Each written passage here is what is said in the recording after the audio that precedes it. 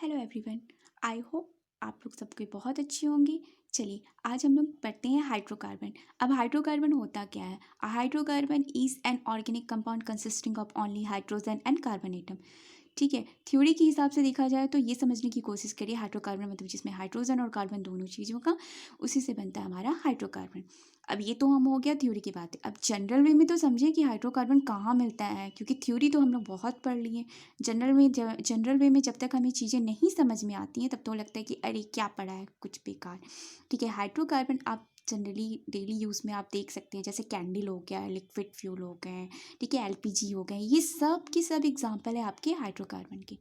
ठीक है, अब बेसिकली अब हाइड्रोकार्बन क्या होते हैं ये तो हम जान गए। अब हाइड्रोकार्बन कितने तरह के होते हैं ये भी जान लेते हैं हम लोग। ठीक है, हाइड्रोकार्बन बेसिकली दो तरह के होते हैं, एक होता है सैचुरेटेड और एक होता है अनसैचुरेटेड। ठीक है, सैचुरेटेड को सिंपली हम लोग डिफाइन करें कि सैचुरेटेड क्या होता है, कार्बन कार्बन जो कि सिंगल बॉन्ड से कनेक्टेड होता है, और अनसैचुरेटेड क्या होता है कि जो कार्बन कार्बन डबल बॉन्ड या फिर ट्रिपल बॉन्ड से कनेक्टेड होता है। चलो ये तो हो गई थ्योरी की बातें, अब हम लोग थोड़ा प्रैक्टिकली समझ लें कैसे क्या क्यों। ठीक है, देखिए सैचुरेटेड कार्बन में सबसे पहले क्या होता है कि देखिए यहाँ पर सब कार्बन क्या है, सिंगल सिंगल कनेक्टेड, और यहाँ पर देखिए कोई डबल से है कोई सिंगल से है अनसैचुरेटेड में। ठीक है, अब देखिए जैसे ये सैचुरेटेड कार्बन है ये तो हम समझ गए क्या होता है क्या नहीं। अब देखिए जैसे कार्बन क्यों होता है ये भी तो जान लें। देखिए कार्बन की वैलेंसी कितनी होती है 4। ठीक है, इसीलिए ये क्या करता है, यहाँ देखिए आप सैचुरेटेड में देखिए। ठीक है, सैचुरेटेड में देखिए कार्बन की वैलेंसी 4 होती है, इसीलिए कितने बॉन्ड से कनेक्टेड है, दोनों कार्बन को आप नोटिस करिए 4 बॉन्ड से कनेक्टेड है। ठीक है, और हाइड्रोजन की तो पता है एक ही वैलेंसी होती है, इसीलिए इसे एक ही की नीड होती है, इसीलिए कनेक्टेड है।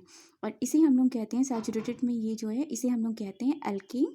ठीक है, और अनसैचुरेटेड दो तरह के होते हैं, एक होता है डबल और एक होता है ट्रिपल। फिर से मैं रिपीट कर रही हूँ, सॉरी इसके लिए। चलिए देखिए डबल के बारे में हम लोग समझ लें कि ये डबल क्या हो गया। ठीक है, अब यहाँ काउंटिंग करिए जरा, कार्बन की मैंने कितना बताया 4 वैलेंसी होती है।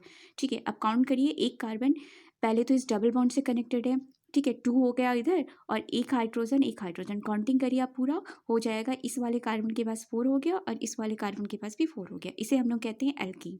अब आते हैं अल्काइन के ऊपर। ठीक है, ये ट्रिपल बॉन्ड से कनेक्टेड हो गया।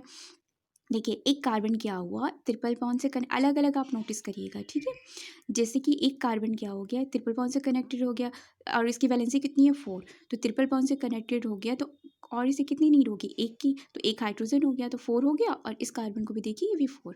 अगर इन दोनों की बात की जाए, कंपेयर की जाए रिएक्टिविटी की, ठीक है, इसलिए रिएक्ट कौन करेगा, मतलब इसलिए जो कि अपना बॉन्ड को तोड़ के और नया प्रोडक्ट बनाएगा। अब देखिए सैचुरेटेड में तो सिंगल बॉन्ड है, इसको तोड़ने में थोड़ा टाइम लगेगा। ठीक है, तो इतना थोड़ी सी दिक्कत होगी, टूटेगा लेकिन थोड़ी सी दिक्कत होगी, लेकिन यहाँ देखिए डबल बॉन्ड में ईजिली टूट जाएगा, कोई भी नया प्रोडक्ट हो सकता है, मतलब ये एडिशन रिएक्शन देगा। यहाँ पे मैंने छोटे नोट्स लिखे हैं, इसको आप लोग नोट डाउन कर लीजिए, जो मैंने बोला वही चीज़ मैंने लिखा। देखिए एक इंपॉर्टेंट छोटा सा मैंने नोट बनाया, इस पे ध्यान दीजिएगा जरा आप लोग। देखिए कार्बन की वैलेंसी 4 होती है, ठीक है, कार्बन कितना होता है 6 होता है, इसको हम लोग लिख सकते हैं 2 4 ऑक्टेट रूल के अनुसार, और लास्ट वाला जो 4 है इसकी वैलेंसी होती है। ये तो सबको पता होगा, इसकी कॉन्फिग्रेशन क्या होती है 1s² 2s² 2p²। ठीक है, फीलिंग देखिए जैसे मैंने की है, इसमें हुन्स रूल के अकॉर्डिंग पहले क्लॉकवाइज होता है उसके बाद एंटी क्लॉकवाइज।